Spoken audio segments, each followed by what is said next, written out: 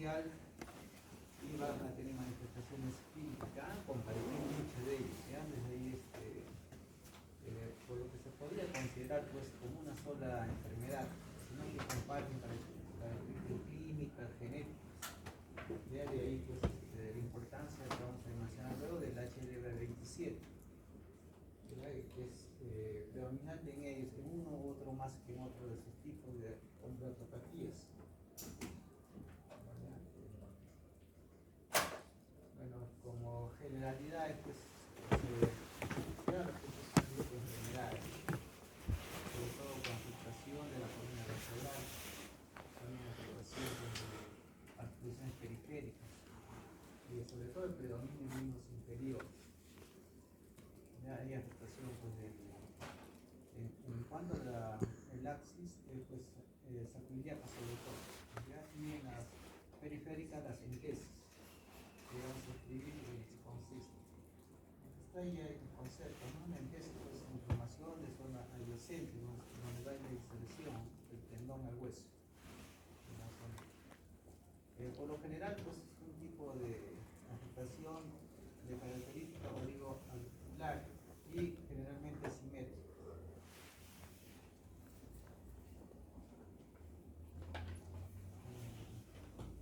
Básicamente se divide pues, en cuatro grupos importantes, ¿no? Los demás son espectros, los que están acostados, ¿ya? Dentro de ellos el prototipo principal es el anquilosante.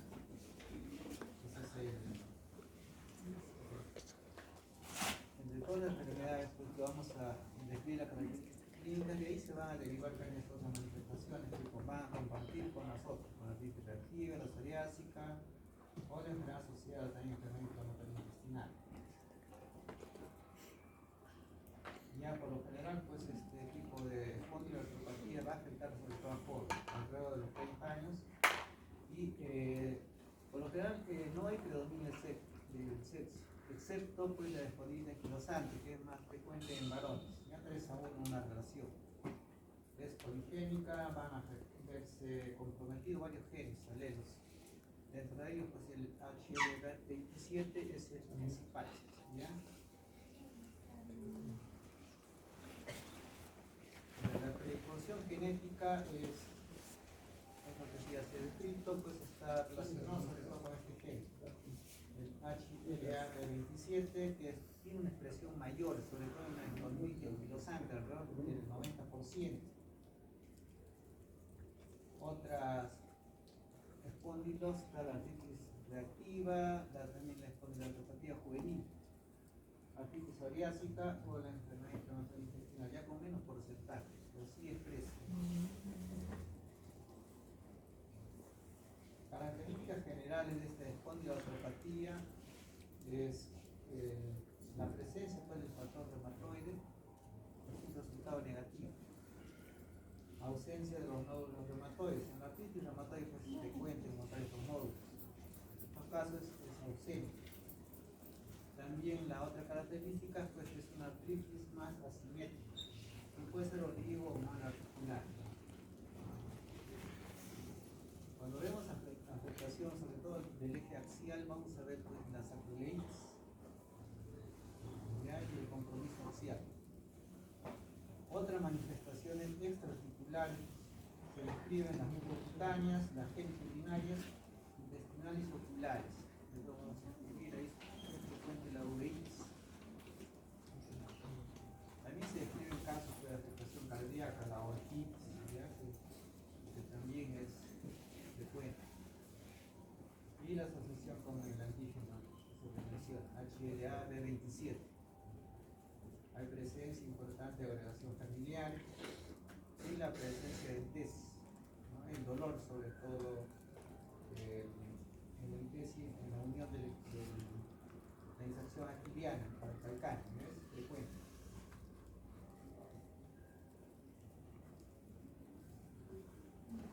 De ahí se describe pues, la entesis, ¿no? Que es la unión del tendón a la cápsula articular, ligamento, ¿no? También una fascia muscular al hueso.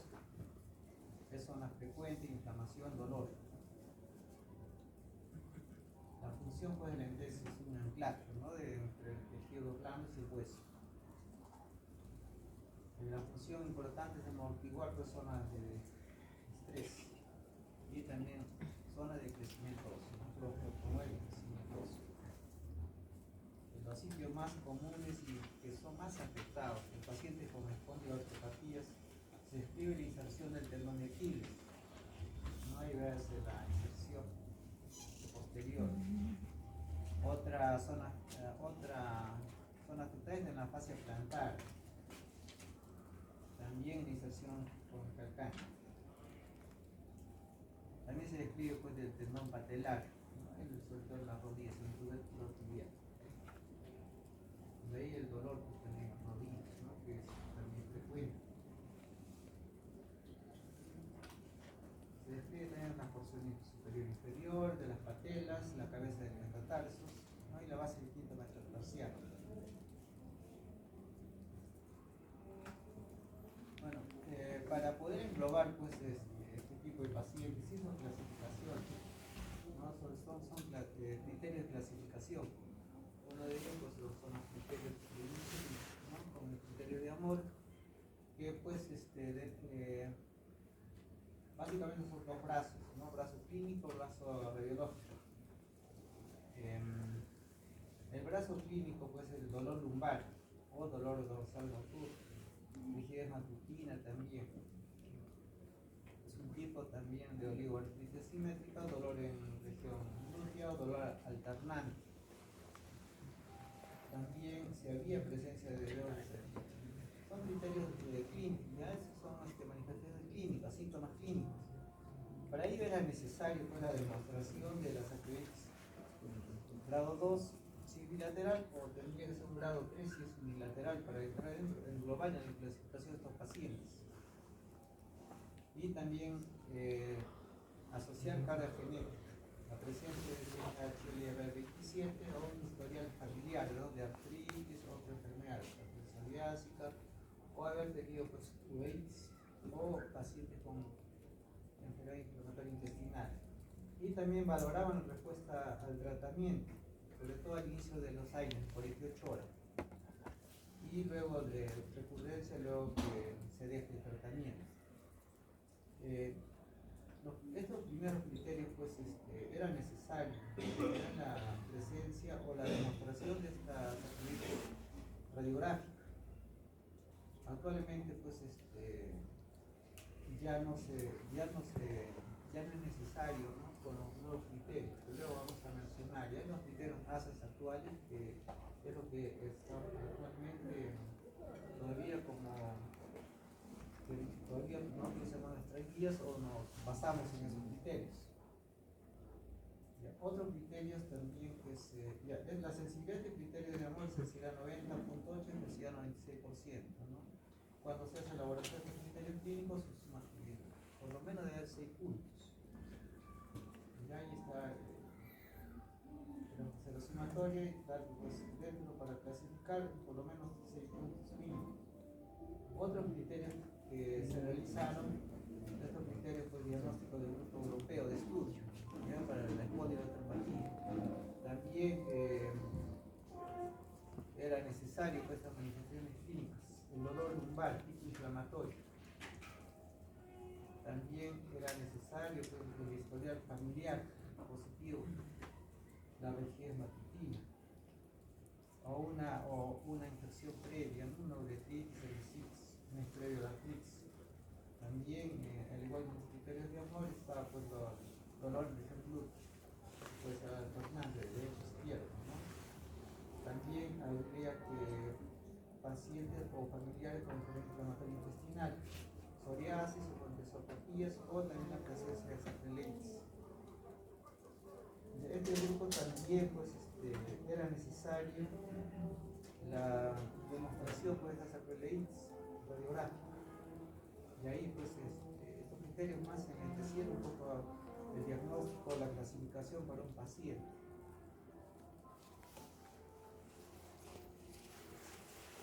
La sensibilidad de este criterio pues un poco menos, ¿no? 83,5%, pero sí la especificidad es 95,5%.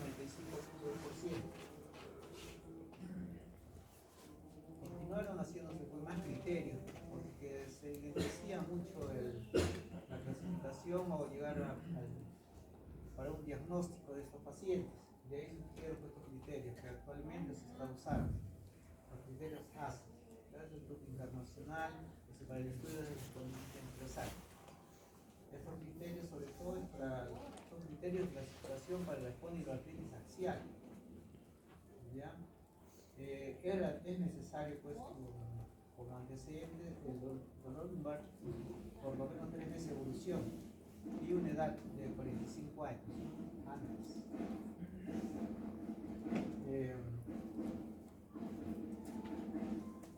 Ahora, la sacroilitis en imagen puede ser positiva o al menos una manifestación de este espondilo anquilosante.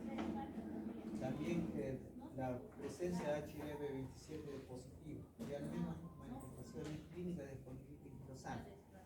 Manifestaciones pues son sobre todo el dolor lumbar crónico, ya la entesis, todas estas manifestaciones clínicas.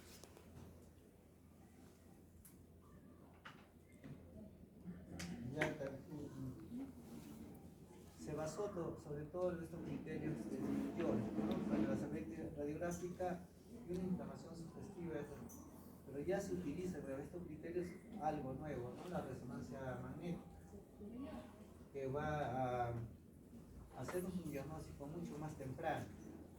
Sabemos que pues la radiografía convencional no va a expresar imágenes tempranas. Para eso fue de gran ayuda esta resonancia o la introducción de estos criterios. Las manifestaciones de esta espondilitis anquilosante pues el dolor lumbar inflamatorio, la artritis, la estesis, la uveitis, la artritis, ¿no? Son las manifestaciones clínicas.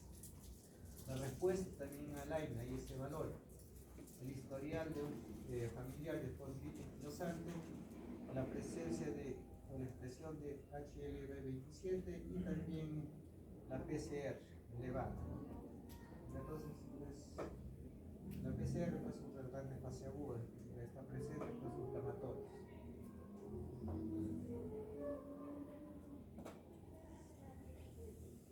Bueno, pasamos pues a uno de las enfermedades pues, que es la más representativa, ya es espondiloneuropatías. Es una enfermedad pues, crónica, inflamatoria de causa desconocida, como todas las enfermedades autoinmunes, de afectación, de compromiso sobre todo el eje axial, y también hay afectación periférica, ya la empieza, sobre todo, o afectación articular, también si es pulmonar, puede haber a nivel cardíaco, también afecta la conducción de la conducción nerviosa. Sobre todo, como en toda espondiloneuropatía, pues más frecuente en gente joven. El pico o se encuentra más, sobre todo a nivel del pico entre los 20 y 30 años. ¿No? La relación 2.5 al 3, 1 es, ¿ya? 2.5. El desarrollo pues, de esta espondiloneuropatía es lento, gradual. Hay un dolor lumbar y luego la rigidez progresiva. Y siempre pues hay una asociación importante con este HLA-B27, un 90%. ¿No? Es el prototipo pues, de estas espondiloneuropatías. La prevalencia varía según los grupos étnicos. ¿Ya? En Europa pues la frecuencia es 17.7 por 100.000 habitantes. En Estados Unidos es 17 por 100.000. La prevalencia es baja, sobre todo en raza negra y japonesa. Hay pocos estudios acá en América Latina, más los mexicanos han hecho algo de estudio, ¿no? También la expresión, sobre todo, de este G es poco, ya lo sitúan entre menos de 0.2, 0.3, bien raro, ya la expresión acá, dado los latinoamericanos fue compartido bastante la mezcla racial. Los grupos más prevalentes de HLA-27 se da sobre todo en cuestión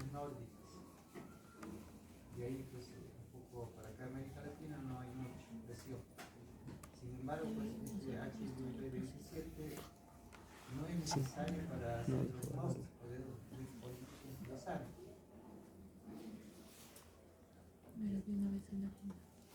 Este que no vamos a decir Chile, alrededor de 3 de B2701, B2713. Ya, el B2706 y el B2709 se van a asociar más con las espondilitis anquilosantes. 1 al 3% de estas personas que tengan este gen van a desarrollar pues espondilitis anquilosante. Es solo un 1 a 3%. Sin embargo, pues el 20% de familiares ya de primer grado van a ser pacientes ya o van a tener espondilitis anquilosante a lo largo. Existe también una concordancia importante genética, ¿no? De ahí los gemelos monocigotos, 63% a diferencia de dicigotos, un 12.5%. En cuanto a la anatomía patológica, la sacroilitis va a ser después la primera manifestación clínica, dolor sobre todo el lumbar bajo, ¿ya? Que se va a centrar en la movilización, a la habitación prolongada o a la marcha. A la exploración pues, vamos a encontrar una sinovitis o una endesitis. Esta manifestación sobre todo se va a relacionar al inicio con un cuadro inflamatorio importante, activación de macrófagos, luego viene pues, también la activación de linfocitos y la presencia también de osteoclastos que van a remodelar o van a esta articulación sacroiliacas. Posteriormente va a regeneración del fibrocartílago, la ossificación, la obliteración de la articulación. En sí, pues el desarrollo es lento. Al inicio hay ensanchamiento más bien de esta articulación de las sacroiliacas. Luego progresivamente ya por el efecto inflamatorio crónico persistente ya va a haber pues, la regeneración del fibrocartílago, la obliteración progresiva, ¿no? De ahí el término puede anquilosante, ya va a haber fusión.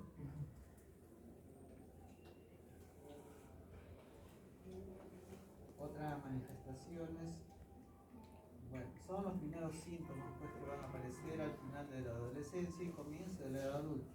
Es una edad mediana.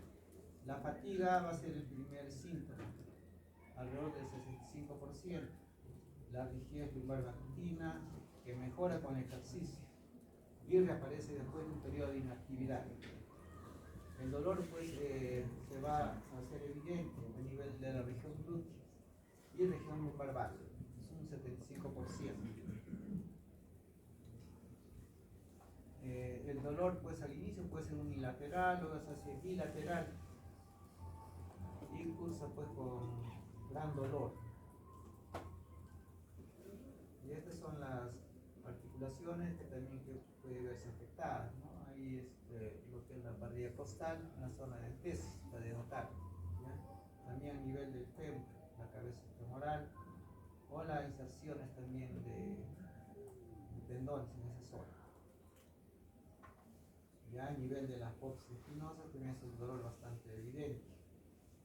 La otra imagen son pues de la zona de afectación a nivel de las sacroiliacas.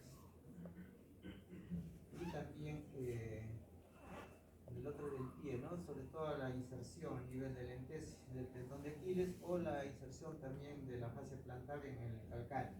Ya son zonas frecuentes con bastante dolor. De ahí a la exploración física siempre hacer la pregunta, ¿no? Si hay dolor lumbar bajo, si hay presencia de entesis, dolor en la inserción aquiliana o en la fascia plantar. Entonces ya algo orienta que estamos frente a algo de... Y también manifestaciones clínicas evidentes de artritis. Hay dolor articular y poliarticular. Hallazgo clínico, pues, en el tiempo va a haber pues, una pérdida de la movilidad de la columna.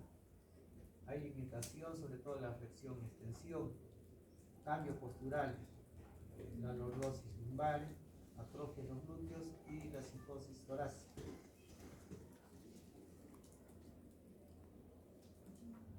Este cuadro clínico puede pues, ser ser persistente, un dolor persistente, y ahí puede haber periodos de, de remisión o también de exacerbaciones frecuentes.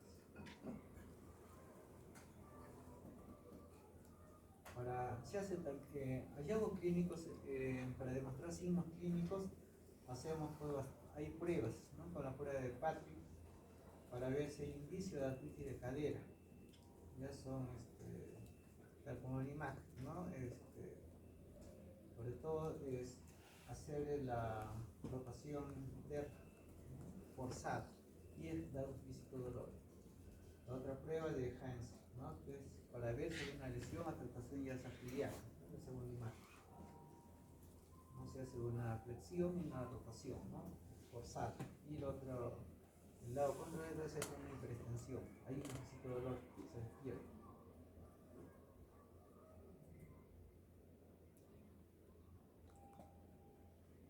Otra afectación al inicio o ya con el tiempo hace una afectación cervical.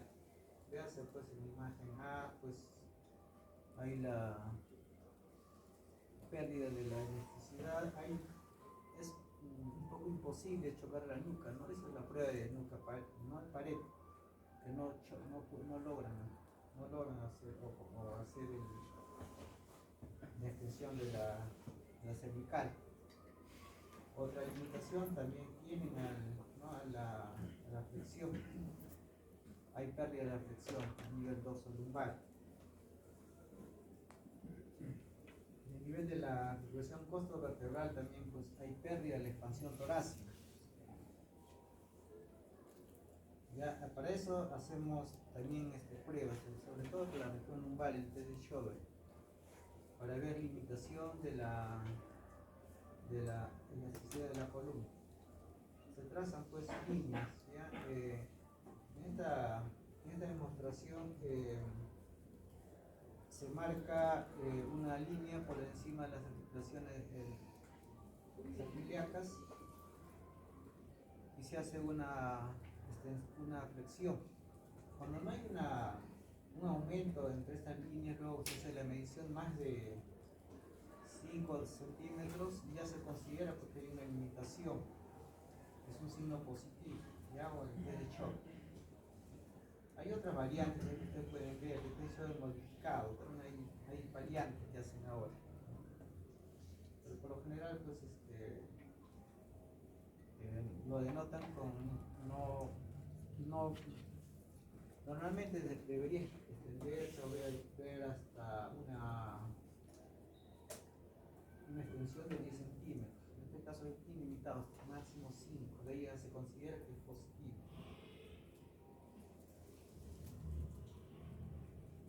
Dentro de las manifestaciones extraarticulares está pues, la uveitis aguda, que es por lo general anterior. Es la complicación más frecuente, está en 40% de estos pacientes. Y muchas veces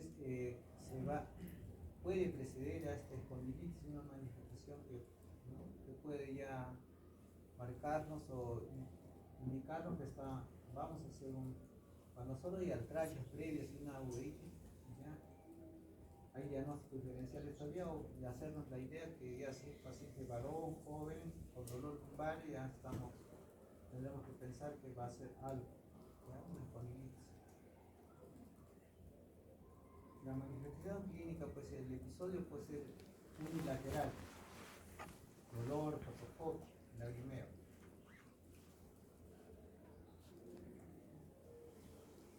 Es una de las manifestaciones más frecuentes, ocurre pues en 17 por cada 100.000 personas al año, y hay una asociación también importante con el HB27, un 50%.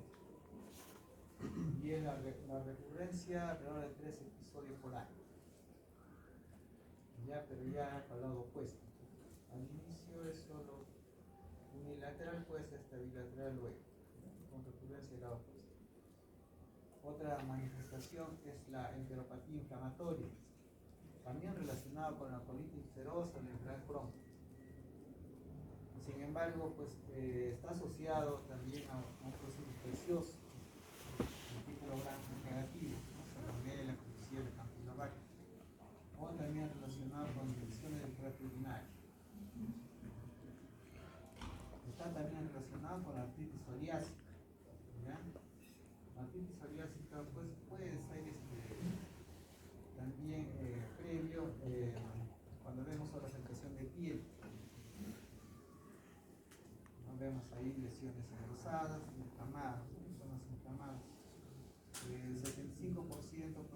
cursar con formas leves y también está relacionado con factores ambientales y genéticos.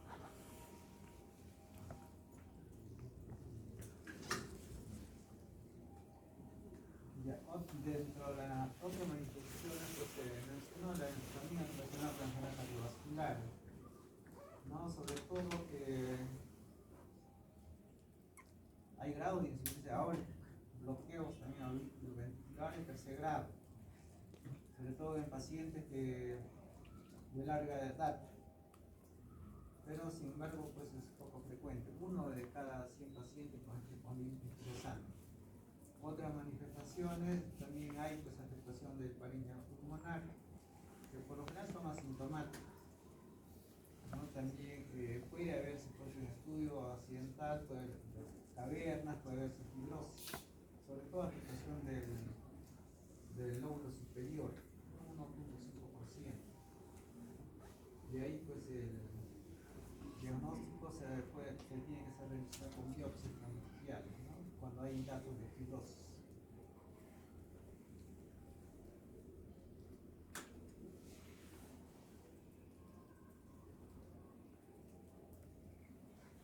Dentro de las complicaciones pues, de la parcial es sobre todo la fractura vertebral. Ya esta fractura vertebral puede ser desencadenada por cuadros de osteoporosis severas, ya con importante compromiso de raíces nerviosas, de ahí pues la importancia, ¿ya? O puede comprometer también lo que es la médula espinal. La parte más afectada pues es la doctrina cervical, parte baja, ¿no? Es 6 y 7.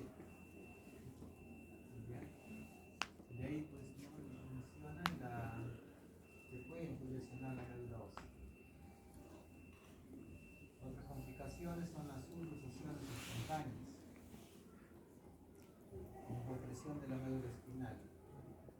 A nivel de la parte baja lumbar, pues al término de la médula está pues la caudequina, con lesiones importantes pues, del nervio sacro-flexo. Sabemos pues por anatomía pues no afectación de lumbosacros pues, van a tener sobre todo afectación de funciones motoras por inervación de nervios sobre la vejiga, ¿no? O a nivel intestinal, o también el plexo más abajo del 5 con impotencia, ¿no? También el plexo pureo, también hay importancia de eso.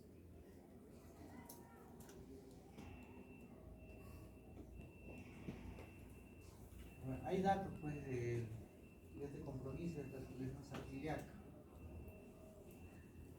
Ya es una secuencia pues, del borramiento del borde cortical. Ahí a la imagen vemos pues las erosiones, de esclerosis, ¿no? Más vemos esclerosis, erosiones es poco evidente a veces todavía en la radiografía. Y lo que les menciona, el pseudo ensanchamiento ya previo del espacio articular. Progresivamente va a haber pues la anquilosis fibrosa y luego pues la anquilosis ósea, la fusión y esta articulación. Ahí están las imágenes, ¿no? Las flechitas son pues.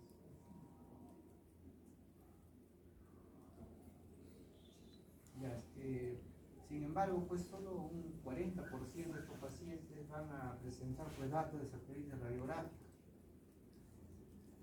a los 10 años de diagnóstico. Estos pacientes, el resto de pacientes a veces es difícil, sobre todo el sexo femenino, que casi no van a tener mucha datos de sarcoileitis, es más lenta la progresión en mujeres. En los varones sí hay un 40%, pero en mujeres es muy escaso de esos estamentos. Estos cambios radiográficos pues, son más específicos, van a ocurrir en estas actividades cardíacas. También puede haberse afectado la parte lumbar. A veces no encontramos tanto en estos datos de sarcoileitis en las sacroiliacas, sino en la parte lumbar. De ahí exploramos siempre una plaquita de lumbosacro.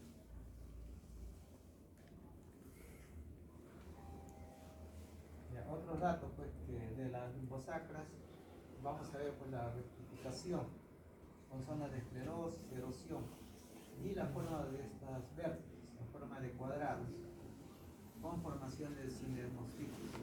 Esa es la característica clínica radiográfica de la espondilitis.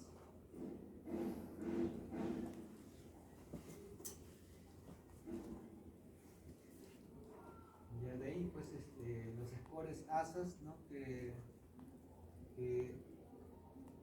van a, para hacer los diagnósticos radiográficos o diagnósticos de satélite, debe ser una satélite mayor de 2 grados, ¿no? Grado 2 bilateral o grado 3 si es unilateral. Esos son los criterios ASA que se han mencionado.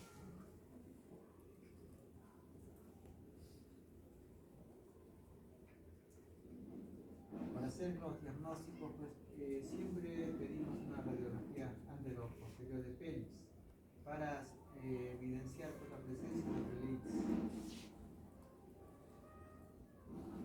Estos son los criterios de New York, ¿no? Para evidenciar, ¿no? la presencia de sacroilitis. Ellos hacen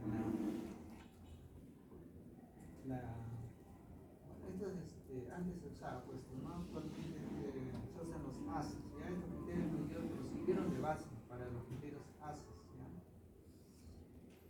Ellos hacían pues la esterificación de 0 a 4, normal pues no había ninguna evidencia de lesiones, de margen limpios, no había esclerosis. La sospecha ya cuando había ciertas anormalidades, a partir de la sacroilitis mínima, había ya la evidencia de esclerosis, o erosiones mínimas sin cambios, ¿no? Sin cambios sobre todo en el espacio. En la esclerosis moderada o en la sacroilitis moderada ya había pues el ensanchamiento, ¿no? De esta articulación, ya había una esclerosis definitiva. Posteriormente ya los cuadros más avanzados ya la anquilosis, ¿no? Primero fibrosa, luego ya la ósea, ¿no? La sensibilidad pues, de estos criterios de New York pues 70-75%, especialidad 80-84%.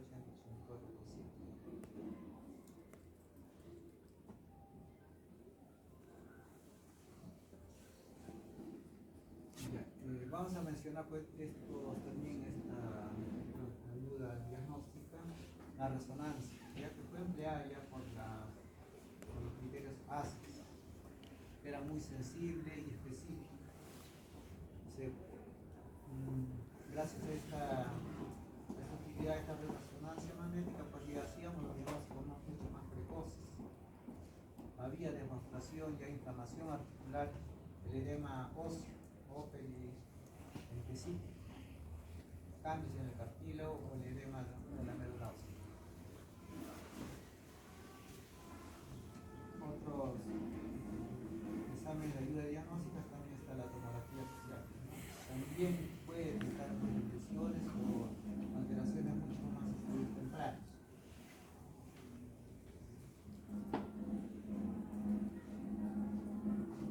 Dentro de los estudios de laboratorio para la ayuda diagnóstica, también pues podríamos poder demostrar mediante aspirado de líquido sinovial la característica que debe ser pues, de un líquido inflamatorio, una apariencia clara, opaco, en donde los polinucleados podría ser un 50% y el cultivo negativo.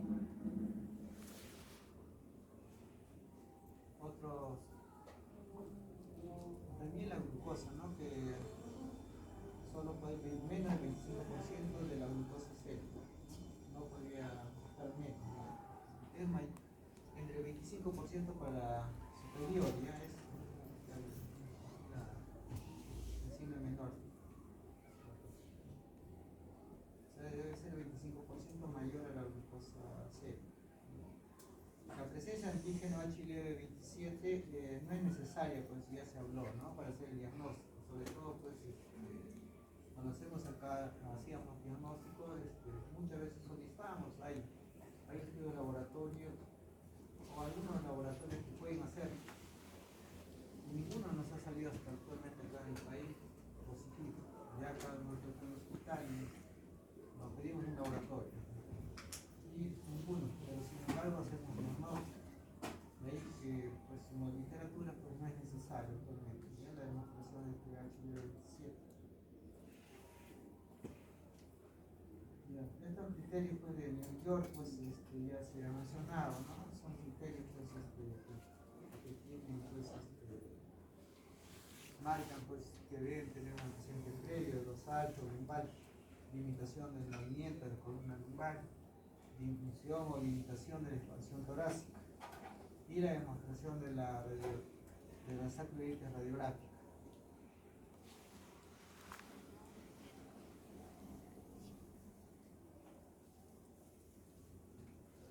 Son de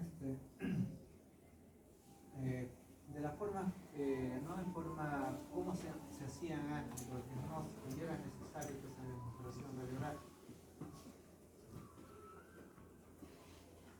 Otros criterios ya modificados actualmente, o antes de los criterios ASA, se hizo y esto de los criterios modificados de New York.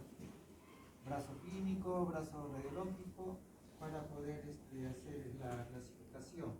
¿Ya? Estos criterios clínicos pues hay el lumbar, dolor lumbar, rigidez por más de 3 meses y que mejoran con ejercicio, ¿ya? Pero no con el reposo.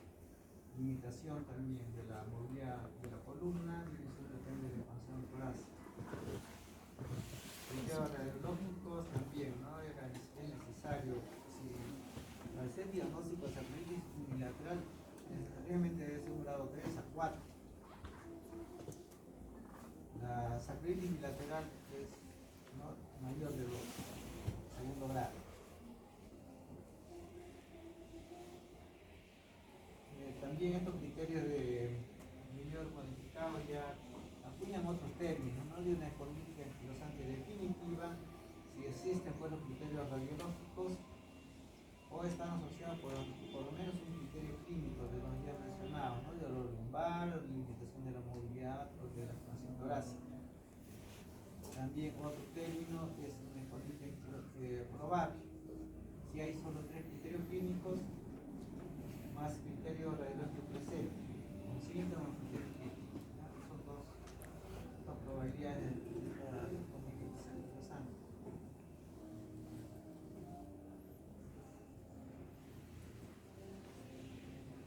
En cuanto al tratamiento de esta espondilitis anquilosante, pues el tratamiento sobre todo se basa en hacer un diagnóstico, un tratamiento oportuno, temprano, para poder reducir los síntomas, restaurar la función de la articulación, prevenir el daño, la progresión articular, sobre todo pues la complicación, la anquilosis, o también poder minimizar los efectos o las manifestaciones articulares. El tratamiento no solo se basa pues, en el uso de fármacos, sino también es un programa de ejercicios para mantener la postura y mantener la movilidad. Dentro del tratamiento pues, de la espondilitis anquilosante, el AINES es la base del tratamiento. Efectos son pues la reducción del dolor, la hipersensibilidad, aumenta en la movilidad y se ha demostrado que el uso de AINES prolongados en pacientes van a tener una evolución radiográfica mucho más lenta, ¿no?, que en pacientes que no ingieren estos AINES. Otro tratamiento que ya se instaura luego de que ya no hay efecto de los AINES son los DIMARS. Ya son los fármacos modificadores de la enfermedad, son los clásicos. Ya son de segunda línea. La primera línea son los AINES. Sin embargo, pues hay estudios donde hay poco que es controversial en cuanto a la eficacia en la espondilitis anquilosante. Sin embargo, pues usamos la sulfasalacina, es eficaz sobre todo en la espondilitis tipo periférica, más no en la axial. Ya no hay mucha diferencia pues, cuando se hace estudios con placebo. Otros medicamentos está el metrotexato, también de eficacia inconsistente. Sin embargo, lo usamos tanto para la forma axial como en la periférica. Ya, algunos estudios pues, hacen y llegan a la conclusión de que no hay mucha diferencia en cuanto al uso de metrotexato asociado versus metrotexato con naproxeno. Casi el efecto del metrotexato por sí solo puede ser significativo o similar. Otro medicamento, la electronomía, también casi con la misma un grado de eficaz, no tanto para las artritis periféricas. No es efectiva en las formas axiales. Dosis que se emplea pues, son de 100 miligramos por día, por 3 días. Eso de las 100 miligramos por día, antes lo usaban en forma de los ataques, que se decía ataques de electronomía, pero actualmente ya no se usa de esa forma. Actualmente solo usamos la dosis 100 de forma prolongada cada 24 horas. Antes había esa dosis de ataque, ¿no? Pero actualmente ya se ha dejado de uso. Serán formas que se usaban.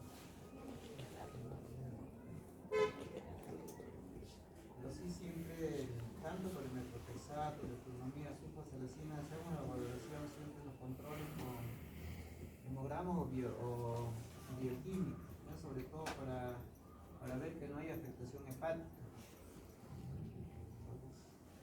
Entonces, tenemos en cuenta el tratamiento. Ya cuando no hay efecto, ya pacientes con refractarios al tratamiento animal clásico, ya usamos pues el infliximab, ya que es un cuerpo monoclonal, ¿no? Es la era de los biológicos. La mayoría pues son esos tres mencionados, ya el infliximab, adalimumab, son ya formas biológicas, son los antigenes ambos.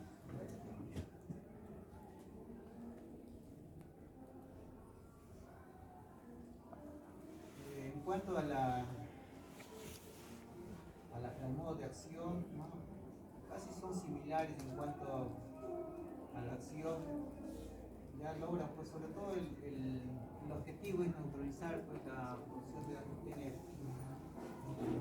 la cascada, las vías de activación inflamatoria.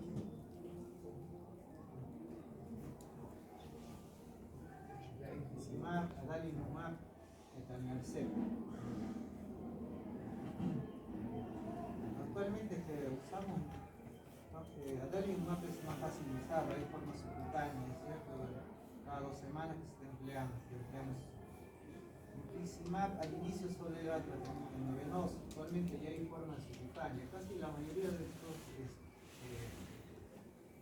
biológicos ya hay formas subcutáneas. Infliximab antes solo era pues la infusión venosa. Sin embargo, pues no todo es bueno pues, el uso de estos biológicos. Puede estar condicionado por algún proceso infeccioso. De ahí, pero antes de usar estos biológicos debemos tener en cuenta que el paciente no debe tener infecciones. O también pacientes con tuberculosis antigua, se puede exacerbar el cuadro o pueden reaparecer prótesis. Ya se piden todas las cirugías virales, si el paciente o sospecha de tuberculosis se pide también PPD o algo o otros exámenes. Entonces, tener en cuenta pues que la complicación pues es las infecciones severas que pueden hacerse.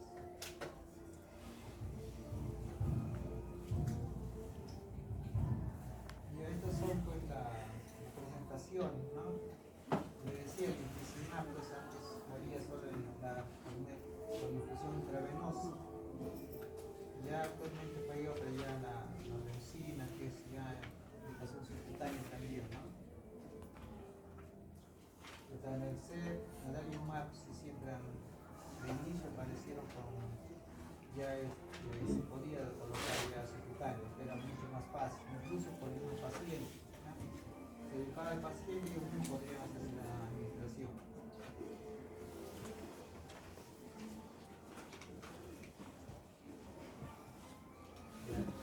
Se mencionaron los efectos adversos que hay que tener en cuenta antes del uso de estos biológicos.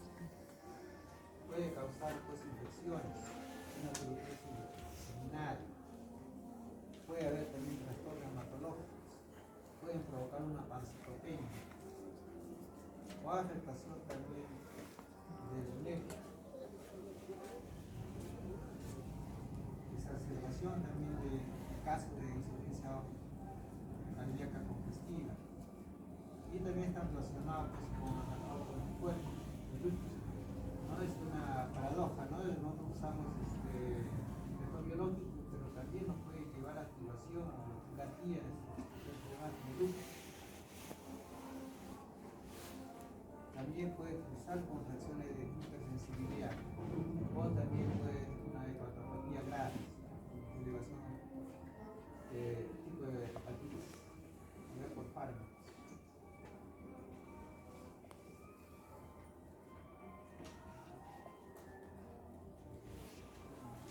De ahí pues que todos los pacientes que van a ser sometidos a tratamiento biológico pues tienen que hacerse la prueba de hemoglobina. Aparte de otros más, los neumólogos probablemente tienen otros más, ¿no? INES, pues más otros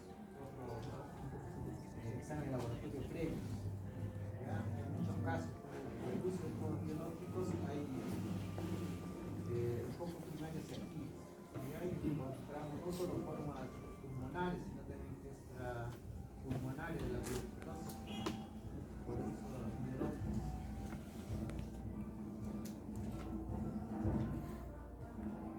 Está pues contraindicada sobre todo en este tipo de infección, ¿no? No se puede dar por el paciente con infección activa, pacientes también que tienen tratamiento con cáncer o pacientes con lupus activos, también en esclerosis múltiple, contraindicado pues, en el embarazo, en la lactancia materna también.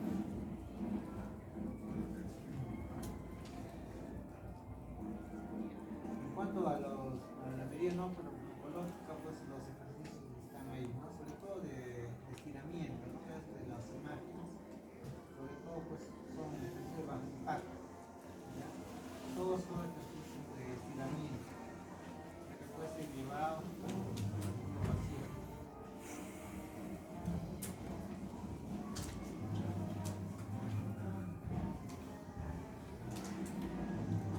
La siguiente es dentro de las otras artropatías, la artritis reactiva, descrita en 1916 por Hans Reimers. Antes pues se hablaba de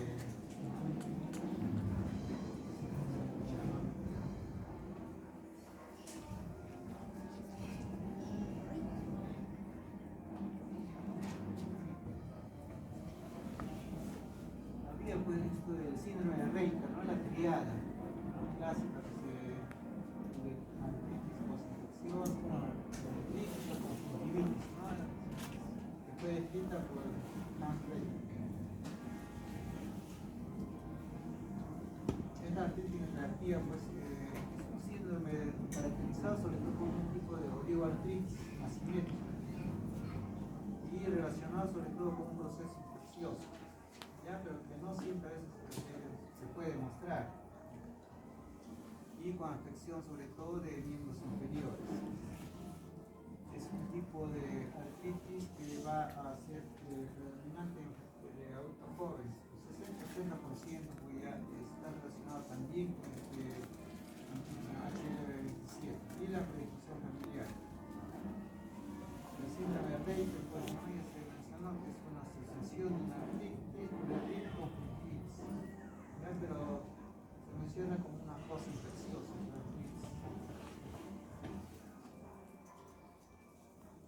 En cuanto a los estudios de más la prevalencia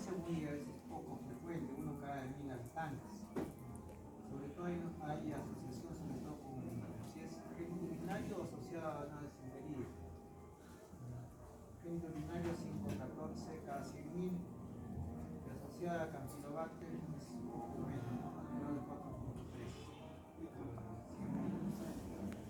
En cuanto a la afectación por sexo, sobre todo hombres jóvenes, entre 20 y 40 años, no 9 a 1 en la relación. Predomina sobre todo en raza blanca, en raza negra pues son HLV27 un poco frecuentes.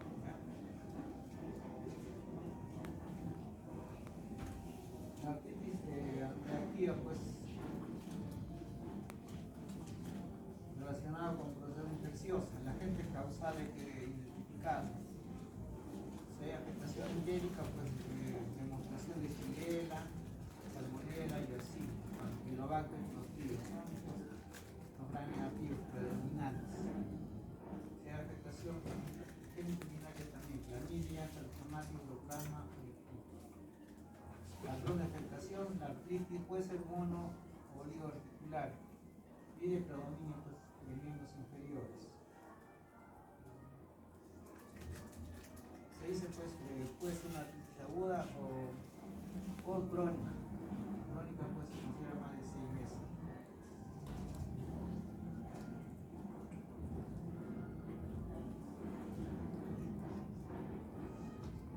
Factores de riesgo están pues antecedentes de enfermedad de transmisión sexual. Joven, 20-40 años, historia familiar del síndrome de Rett, esa sería clásica, la presencia de HLV27, la ingesta pues, de alimentos contaminados, una ictericia ahí, y también el factor de riesgo el varón.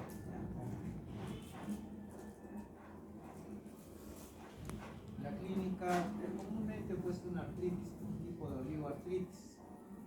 También puede cursar también con una monoartritis o también con una poliartritis. La afectación, si es a nivel axial, sobre todo hay afectación también de sacroiliacas, también hay afectación de la caja torácica, afectación también de las cervicales, u otras articulaciones como el esternoclavicular y la fosa esternal. Afectación periférica, esta es el dolor. Hay una oligoartritis también. Otras zonas afectadas, la centesis. Miembros inferiores, más pues una fascitis plantar o una tendinitis axilar.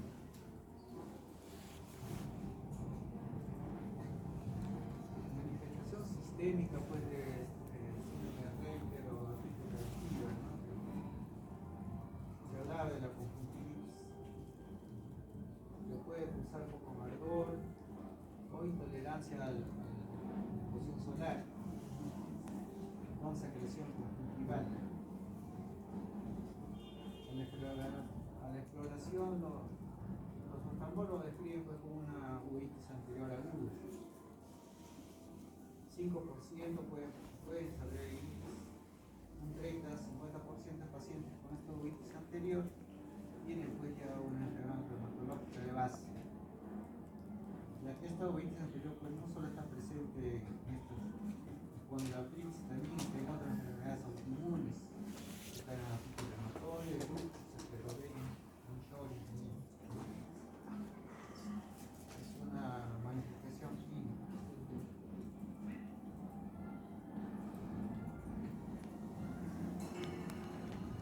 Dentro de las otras manifestaciones sistémicas también afectación a las mucosas. Están pues las úlceras orales o también afectación a nivel de miembros, la balanitis succinal también es frecuente o la lisuria estéril, afectación genital en varón. Formas cutáneas, el queratoderma, el glenorrágico, también ya en la planta aquí evidente, 15%.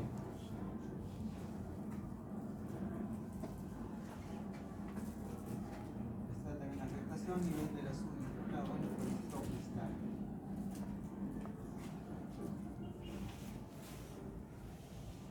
En pacientes con VIH también puede parecerse a eso, ¿ya? Pero todo el diagnóstico diferencial ahí. Puede señalar una psoriásica o una pustular crónica. También.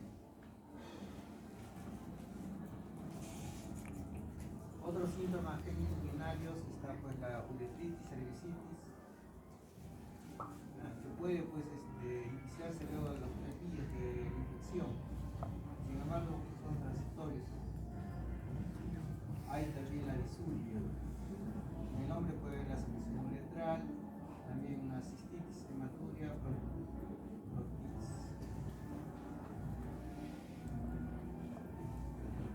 Entre los criterios diagnósticos hay pues, criterios de la Colegio Americano de Reumatología, donde pues se describe la clínica, una artritis por más de un mes, como uveitis o cervicitis, artritis también por un mes, o manifestación de uretritis, cervicítico bilateral, o por lo menos el episodio de artritis más constitutivos. No necesariamente tiene la triada, no para englobar pacientes con criterios diagnósticos. Importante apoyo también para el diagnóstico es el examen laboratorio. Hay pues la leucocitosis, neutrofilia. En la fase crónica ya puede haber también. Hay la presencia de la PCR elevada. Veces que elevada son dos, tratantes aseguran que se eleva. Otro, ¿no? También si hay posibilidad de pedir pues HLV, después de resultados positivos, 50%. La PCR también se puede ser para hacer diagnóstico de si extremo del líquido sinovial, y también podemos hacer uso de la definición gran y primitiva. El examen de orina puede haber pues, hematuria o también leucocituria. Las complicaciones, sin embargo, pues son raras. ¿Ya? A nivel pulmonar puede haber derrame pleural o puede haber neumonía típica. A nivel del sistema nervioso hay pues, las neuropatías o alguna alteración en el comportamiento. A nivel cardiovascular puede haber también la afectación de la cirrosis, ¿no? La pericarditis o también trastorno de la conducción con arritmias. Afectación ocular, pues uveitis también anterior. Cuando hay afectación articular puede haber una artritis recurrente, una artritis crónica o una artritis anquilosante. El pronóstico pues es un poco alrededor del 75% van a persistir con síntomas musculoesqueléticos por más de un año, 30% después de los 6 años. Es variado pues el pronóstico. Sin embargo, pues algo que pueda orientar pues, a cómo va a ir este cuadro de evolución, pues si hay un síntoma articular que dura 3-5 meses, pues ya nos va a orientar, pues va a ser crónico, un 15% de ellos. Ataques recurrentes, sobre todo cuando hay la presencia o se demuestra que hay posibilidad para este HLV27.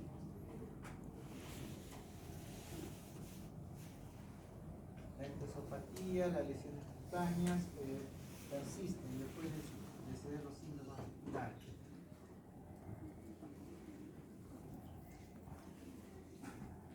Las artritis están relacionadas sobre todo cuando hay afectación de degradación del colágeno tipo 1. El colágeno tipo 1 pues está relacionado con los tendones y ligamentos. De ahí esta degradación de este colágeno 1.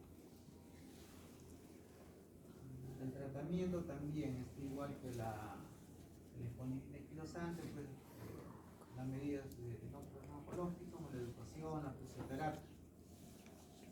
Y la medicación ya depende, ¿no? Si es un cuadro agudo, tenemos que dar pues, un antiinflamatorio. Y también el uso de antibióticos. Un poco a veces es difícil dar el antibiótico, ¿ya? Porque muchas veces no se llega mediante cultivo a demostrar que es un agente bacteriano. De ahí no el uso de antibiótico controversial. Si hay poco o el dolor solo oligoarticular, articular o neumonía. Bueno, ya podemos hacer uso pues, de estas inyecciones articulares de esteroides. La medicación crónica va a ser pues, necesaria por el uso de DIMAR clásicos o si es de fragilidad tenemos que ir al tratamiento biológico, al igual que en la condilitis.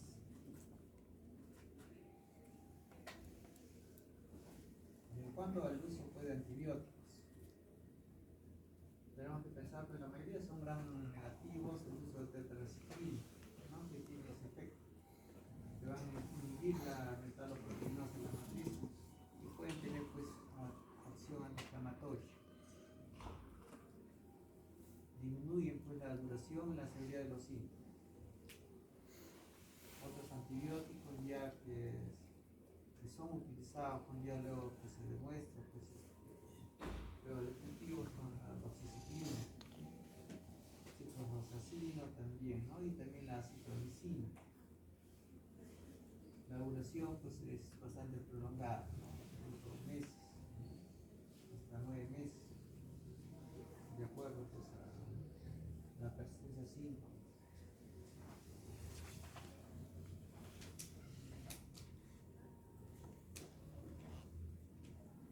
Bueno, el tratamiento de los dimáticos incluye la sulfasalacina, ¿no? También sobre todo cuando hay afectación articular periférica, mejora pues, los síntomas y también la duración de estos síntomas.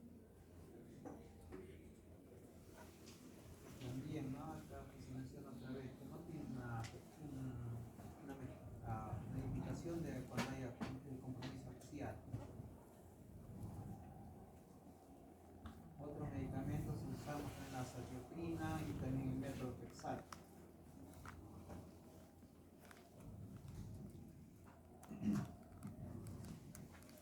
Esto se usa pues también luego, ¿no? Cuando no hay respuesta a alguien. Se usa vías de antirretroviralidad bajo el uso de infliximab.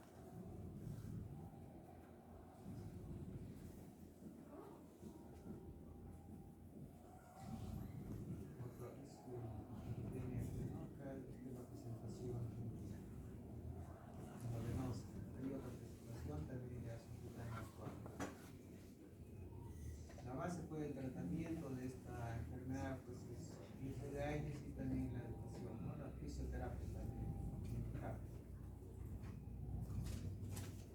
Otro grupo dentro de las espondilopatías tenemos pues, la enfermedad inflamatoria intestinal, básicamente dos enfermedades acá.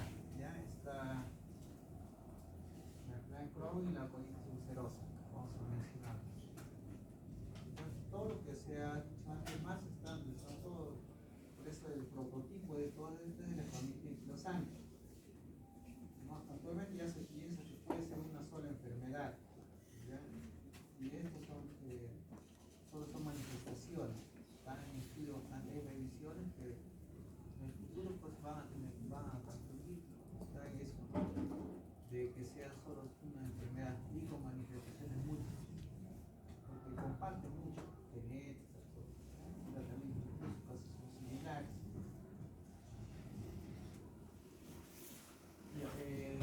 Dentro de estas enfermedades inflamatorias está la colitis ulcerosa, la enfermedad de Crohn, ya que van a presentar también manifestaciones articulares. Pero también otras, la enfermedad celíaca, la enfermedad de Buche y también luego del bypass, ¿no? El post-quirúrgico, el bypass acá, cirugías. En cuanto a la prevalencia, esta enfermedad Crohn y la colitis ulcerosa pues, es rara, ¿no? Pero 5% hasta el 1%. La afectación es similar en cuanto al sexo, 1 a 1. Y la prevalencia de esta artritis enferma es de la artritis 2 al 26%. Es más de predominio periférico, 10 al 50%. La manifestación extraintestinal más común, ¿no? De esta condroitropatías. El curso de estos síntomas articulares va pues de acuerdo a la afección del tubo gastrointestinal. Hay relación pues, con la espondilitis anquilosante en 1 al 10%. Depresión del gen, la positividad HLB27, 70% de los pacientes, ¿no? Versus 15% en forma aislada o con afectación solo al tipo periférico. Dos patrones básicos de presentación. Puede estar una artritis periférica o axial.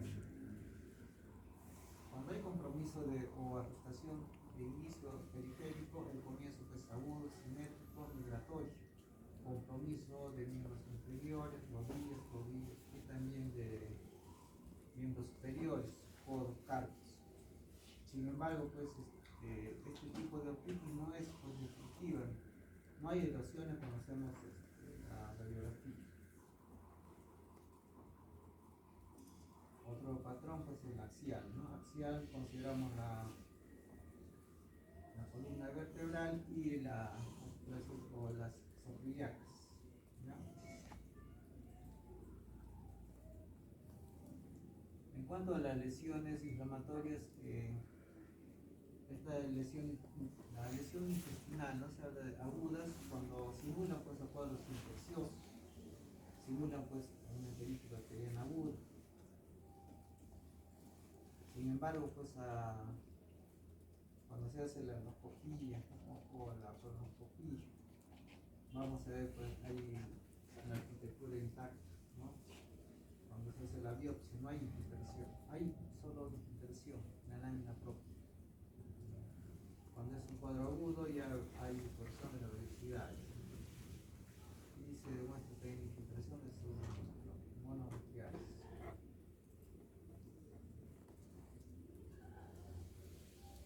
La patogénesis de esta enfermedad inflamatoria intestinal pues está relacionada sobre todo, aunque son mecanismos un poco no conocidos todavía o no tan claros, con la producción de estos TNF, ya también relacionado con las citoquinas, sobre todo con la interleuquina 6. En pacientes pues, que son sometidos también a bypass gástrico por obesidad mórbida también, ¿no? Y van a cursar aparte con poliartritis asimétrica, 20-80%. El sobrecrecimiento bacteriano también, ¿no? en el riñón.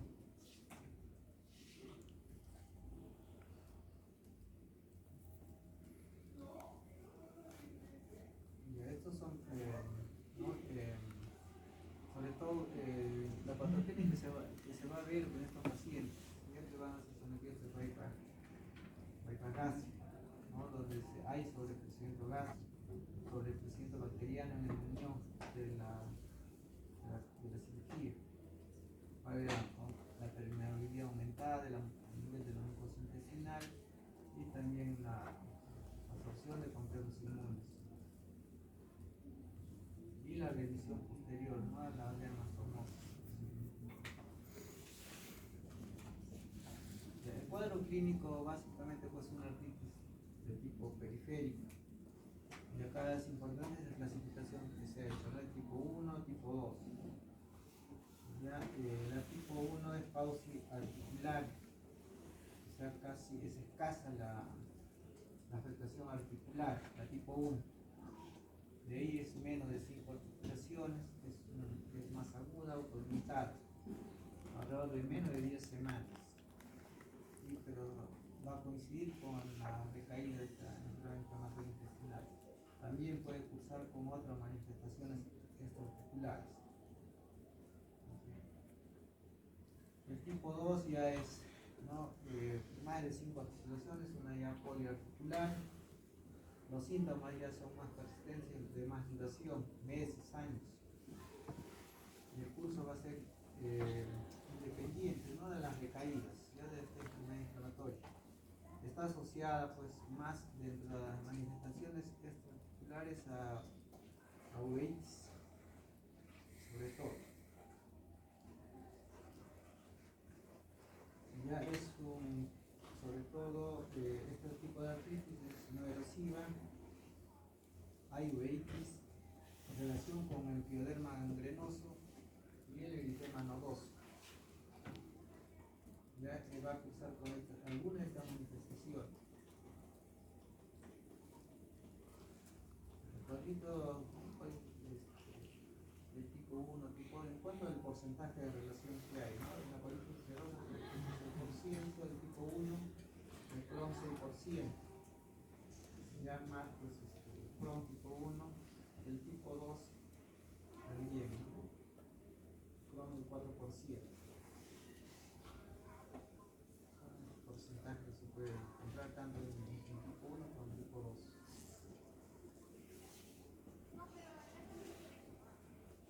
Bueno, el cuadro clínico, pues la artritis la periférica predominante va a preceder la enfermedad inflamatoria o recaídas.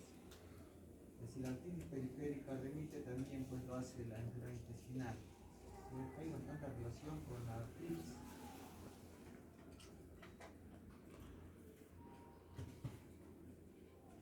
Y es un cuadrito para ver las características del tipo de artritis periférica, tanto en la Crohn como en la colitis ulcerosa. Sobre todo la característica, vean bien ahí son las diferencias que hay.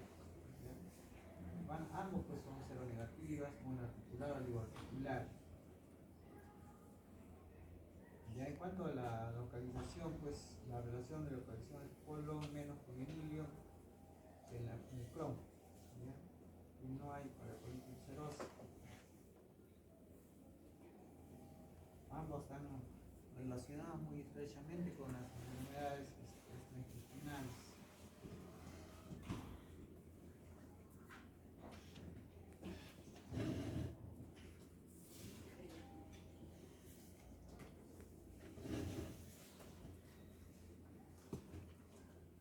Hay muy pocas diferencias, ya solo para denotar las características de estas periféricas que pueden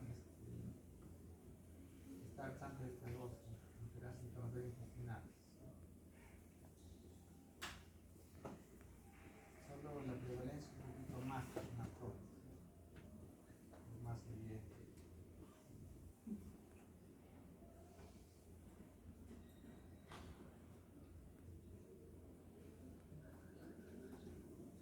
Es otra característica para ver la diferencia en pacientes con colitis o Crohn. ¿Ya? La prevalencia es pues, el 5%, la distribución es igual, ya se habló, no hay diferencia en cuanto al sexo. Vamos a ver si está presente antes o después de la inflamatoria, es frecuente. Sacroilitis asintomática es frecuente. Si hay asociación entre síntoma articular y intestinal, es ausente usualmente. Compromiso de articulaciones más evidentes ilíacas, espinal, caderas, hombros. Si hay asociación con síntomas oculares o cutáneos, es menos evidente que la artritis periférica. Asociación con este HLV27, ambos 50-55%. El tratamiento pues, es sintomático. La fisioterapia temprana, otros podemos usar sulfasalacina o también otros inmunosupresores.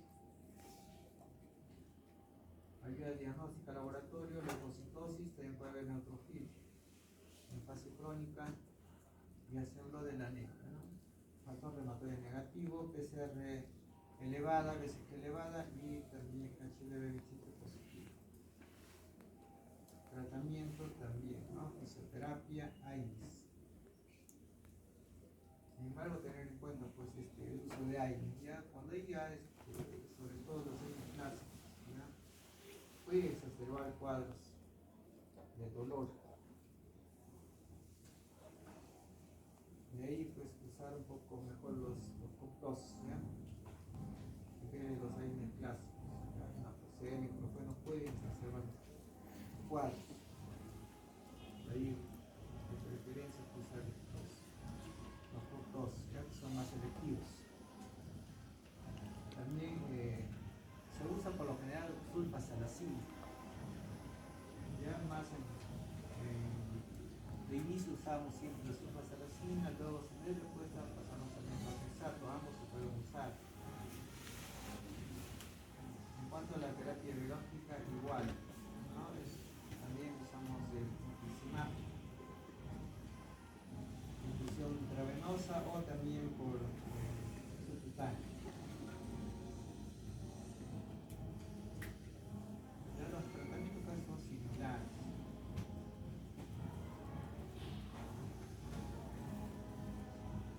Bueno, otro tema es de la artritis psoriásica.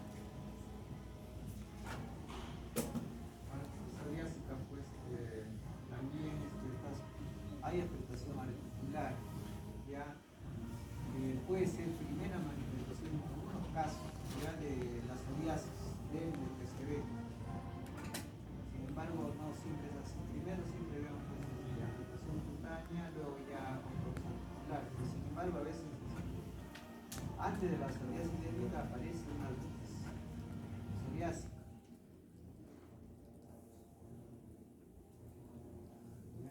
Es imagen de las plaquitas de la artritis psoriásica.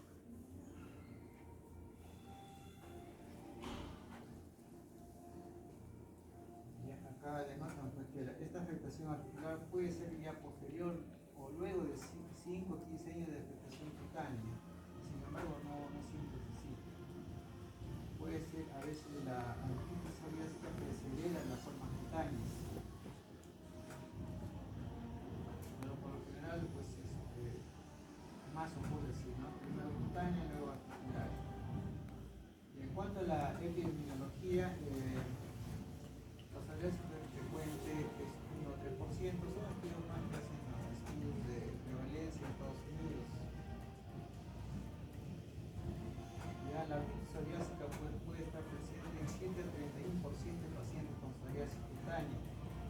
No hay predominio de cuanto al género o sexo, de edad de presentación 30 a 50 años. Se menciona pues luego de la afectación cutánea 10 a 20 años después, ¿no? De la afectación cutánea. Predominio de raza blanca, incidencia global y eso mismo, ¿no? 6 a 100.000, la prevalencia de 100 en cada 100.000 habitantes está asociado pues, también con este HLV27. ¿No? Reforma sobre todo cuando hay presentación de sarcoiditis bilateral. Porcentaje 88% y 22% en la forma unilateral. No hay afectación previa. No hay afectación cuando hay la afectación periférica articular.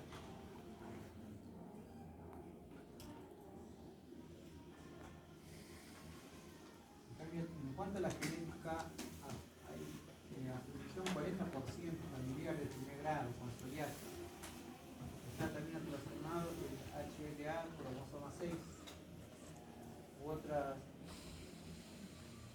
También está con HLV13, B17, todas, ¿no? Eso se menciona, y la EDR7. Son formas también de afectación de estos alelos.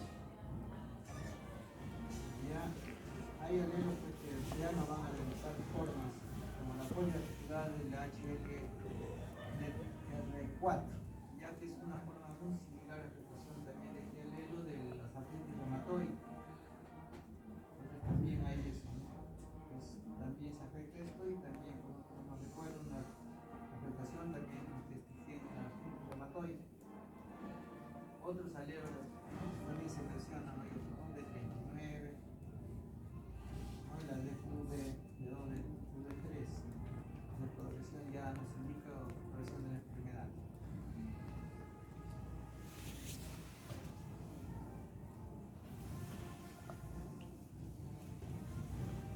El 4 pues está pues, en la literatura que el 70% de estas artritis van a ser luego ya de la afectación de cutánea, luego de años, ¿no? O sea, de 10, 15 años. 10 a 15% precede pues, a la dermatosis. Ahí se menciona acá, ¿no? Esta artritis puede preceder a la afectación cutánea en un 10 a 15%. Sin embargo, un 10 a 15%, 15% de esta afectación cutánea puede marcar pues, el inicio de la artritis. 35% relación de la severidad de la enfermedad con afectación o con actividad de estas articulaciones. Hay compromiso pues, de las uñas, la oncólisis, la presencia de lesiones tipo puntos, ¿no? Las uñas, la hiperkeratosis, todo esto en un 80%, afectación de uñas. En las imágenes está, no se ve más claro, pero no se ve tanto la lesión uniformes. Ya es una entidad pues muy distinta a la artritis reumatoidea. Por lo general pues es una oligoartritis asimétrica, es menos 5%, relación 1 a 1, sexo, afectación de metatarsianos también hay, ¿no? Mano, pie, ponen la imagen de las manos. También puede ser afectación de poliartritis simétrica. Ahí sí nos pueden confundir con la artritis reumatoide. La artritis reumatoide pues, es simétrica igual, ¿no? Es una poliartritis.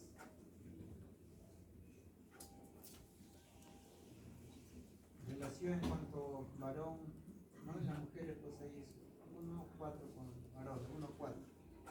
Y también puede expresar ahí el factor reumatoide positivo. De ahí pues puede confundir más con artritis reumatoide. Sin embargo, pues cuando queremos hacer el diagnóstico diferencial, vemos que en la artritis reumatoide pues, no vamos a encontrar con hipopatía. La afección de la artritis hay sobre todo predominio de falanges distales, a diferencia de la artritis reumatoide que es de falanges proximales. Y también pues no vamos a ver nódulos reumatoides, no se va a ver en esta artritis psoriásica. Es una afectación, si es a nivel de manos, es un distal. Puede evolucionar por afectación periférica o articular también. Es un tipo de artritis mutilan, un 5%. Mutilan porque va a afectar sobre todo los componentes distales con erosiones. Va a dañar los componentes distales. Vamos a ver unas imágenes que mutilan. Ya hay bastante deformidad. En la radiografía que se va a observar. También está relacionado con la espondiloartropatía un 40%. Sobre todo acá pues sí es afectación del eje axial, no tanto periférico.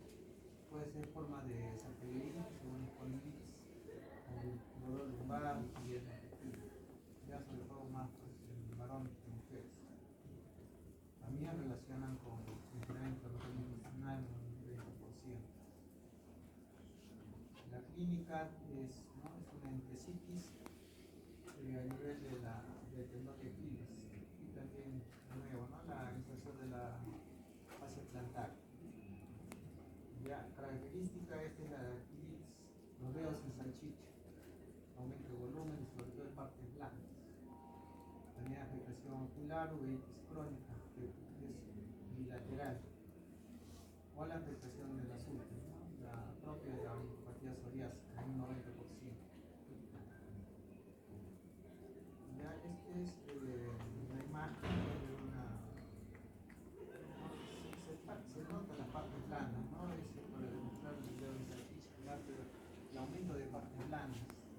También ya se va a observar pues la afectación del periósteo, ¿no? De estas falanges. Son fases iniciales. Las siguientes imágenes pues, de la afectación del azul, las partes flanqueadas, también los dedos en salchicha están acá, ¿no? Que puede ocurrir tanto en mano como en pie. Ya es los dedos en salchicha. Primero está el pie, ¿no? La siguiente está en mano, ¿no? Y tercer dedo. Un gran compromiso de partes blancas. Y también otra imagen de una afectación sobre todo en tesis, a nivel de inserción del calcáneo. Es evidente, ¿no?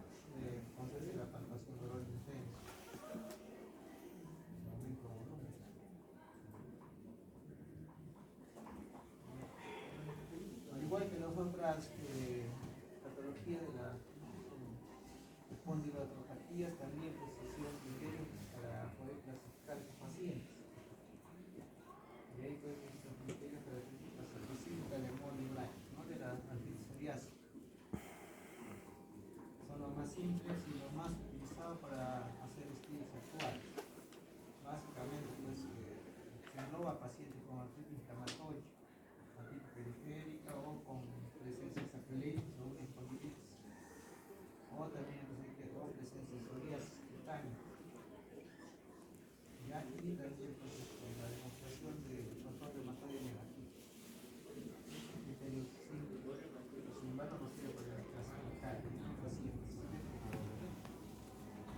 Otros criterios que se han hecho son los criterios de Caspar, también.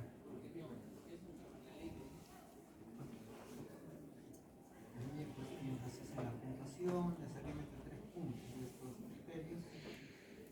Tienen una sensibilidad del 91% y especificidad también del 98%. Ya siempre pues básico pues la presencia de esta enfermedad inflamatoria articular, después de periférica, espinal, axial, con más estas características clínicas, ¿no? O la presencia de psoriasis, un historial o familiares.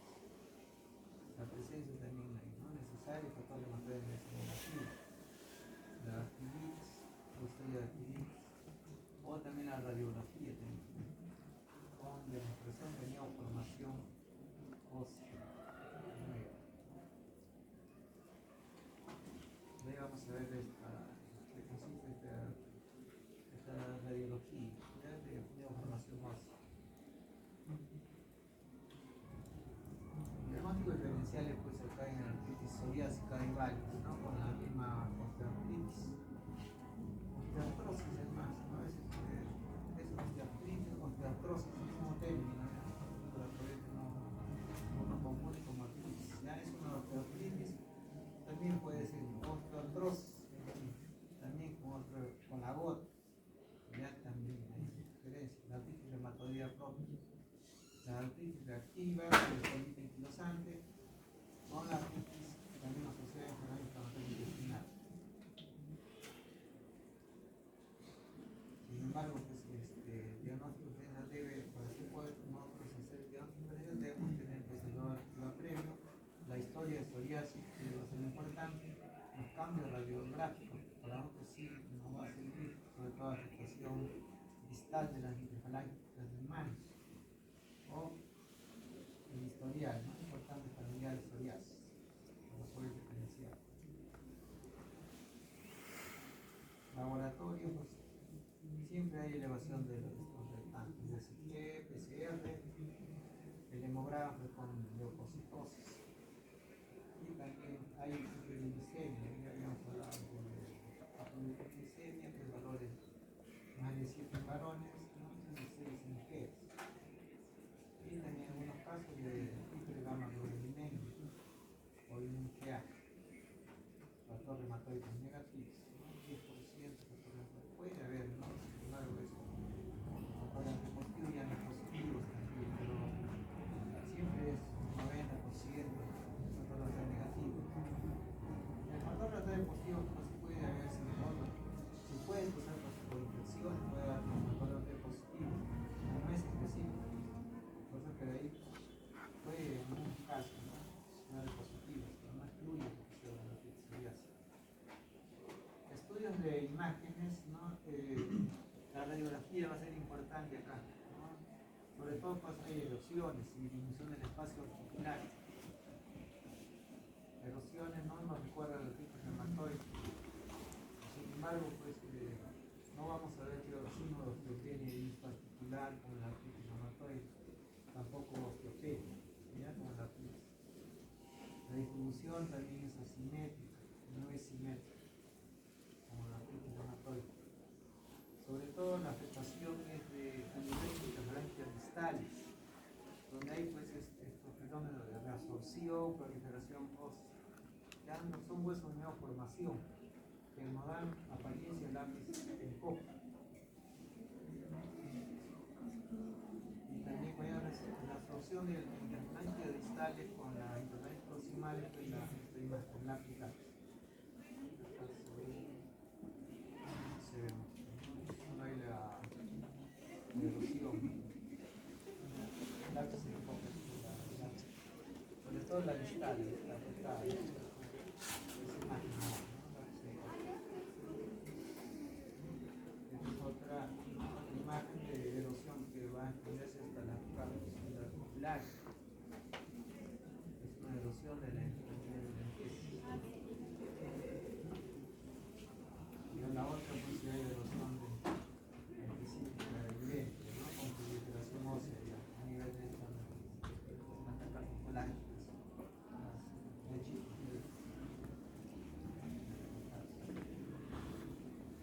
A nivel axial vamos a ver sacralitis, que sobre todo es asimétrico. A nivel de la columna, pues la sinemostitis, a nivel de los cuerpos vertebrales, la anquilosis, la fusión de estos cuerpos vertebrales y también la osificación paravertebral. Son puentes asimétricos. Ya, la imagen es más ayuda pues la resonancia, igual que nosotros, más sensible, ¿no? Sobre todo para ver las sentencias tempranas. El tratamiento pues también, ¿no? Basado en las medidas no farmacológicas y farmacológicas.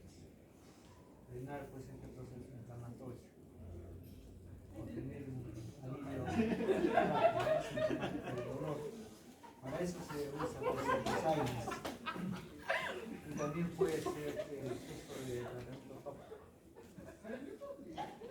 Otro medicamento que usamos también son los corticoides. Ya puede ser vía oral o tópica también.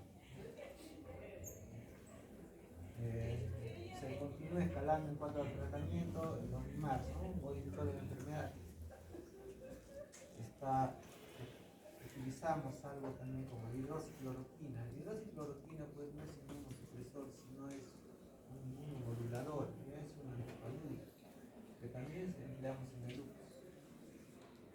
El otro inmunosupresor está en el roxato, que es útil también para formas articulares y cutáneas. El uso de sulfasalazina también es otro inmunosupresor para formas, sobre todo periféricas. El uso también de otro inmunosupresor, la ciclosporina A. También. Ya cuando no hay respuesta o refractabilidad del tratamiento, ya vamos a pensar pues, en algo más biológico. Básicamente también los antigenéticos. Infliximab, adalimumab, adalimumab, son antigenéticos. El tratamiento en cuanto a, de acuerdo a la magnitud, ¿no? Si leve, moderada, severa, se puede hacer el tratamiento, ¿no? Si es leve, si hay respuesta al tratamiento, pues usamos AINES. Si es moderada, ya pues tenemos que usar los demás clásicos o los antigenéticos. En cuanto al impacto de la calidad de vida, pues ya pues, va a impactar pues, sobre todo en la calidad de vida diaria, ¿no? Ya ver que estamos usando más que un año. Si es severa, pues sí ya tenemos que ver otras terapias biológicas, aparte de los demás, ¿no? O antigenéticos.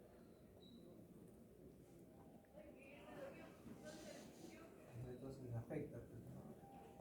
Vemos más gravedad que mayor afección y impacto en la calidad de vida.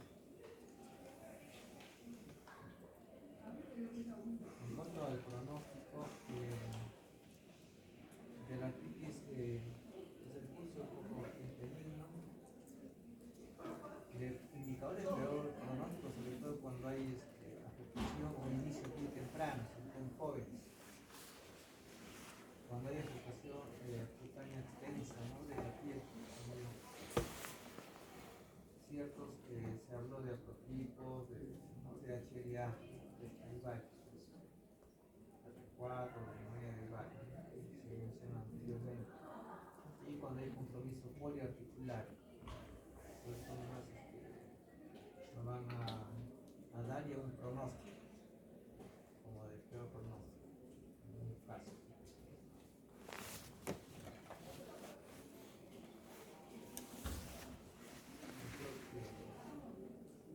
Ya solo se le está algunas características clínicas, ya tratamientos han visto que solo casos similares. Pero siempre pensar de este tipo de polidactopatías, siempre pensar en la espondilitis anquilosante, que casi engloba las características clínicas, todo, genéticas, ¿no? De ahí se desprenden los estudios. Mucho más actualmente se está estudiando más de espondilitis anquilosante. Y se está encontrando que hay relación casi con todo el resto. Ya mucho más a veces está englobando casi a todas. Desde ahí que se piensa solo porque sea un solo tipo. Ya después se está hablando ya de espondilitis parcial, radiográfica, no radiográfica, de acuerdo a nuevos criterios. En el futuro creo que sí se va a hacer solo como una espondilitis anquilosante, todo va a englobar el mismo. Pero va a haber siempre esa característica, sobre todo en la colitis ulcerosa, ¿no? O la enfermedad inflamatoria intestinal, un poco de bacteria ahí. Pero casi el resto, la mayoría tiene compromiso axial, articular. Hay poco, hay un porcentaje de 20% de espondilitis con enfermedades inflamatorias intestinales. Ya se comparten características clínicas, genéticas, ¿no? También axial, podría ser porque se trata sobre una enfermedad, con manifestaciones que a veces van a distinguirse, ¿no? Entonces de ahí pues no solo vamos a utilizar antigenéticos, sino otros, ¿ya? Por eso que ahí se habla de refractariedad, tratamiento, porque ya tenemos que ampliar no solo ya antigenéticos, sino otros medicamentos, ¿no? Pero hay varios, pues de los que manejamos más interleuquinas, incluso hay moléculas pequeñas que ya se está usando más, ya sobre todo para las hepatitis, y que no tienen tanto efectos secundarios como los biológicos propios. Ya son moléculas dirigidas a esas vías de activación, ¿no? Hay inmunología que solo van a ser moléculas dirigidas para no crear tanto efectos secundarios. Entonces, en el futuro va a haber, por eso que la inmunología, los tratamientos biológicos están pues, acelerados. Antes no se hacían muchos estudios. Probablemente se está haciendo más estudios de eso, en cuanto al manejo biológico o uso de moléculas pequeñas. Ya son los yaquinasas, actualmente se está usando. Incluso el costo va a ser mucho menor, ¿no? El biológico y van a ser similares, como biosimilares que utilizamos.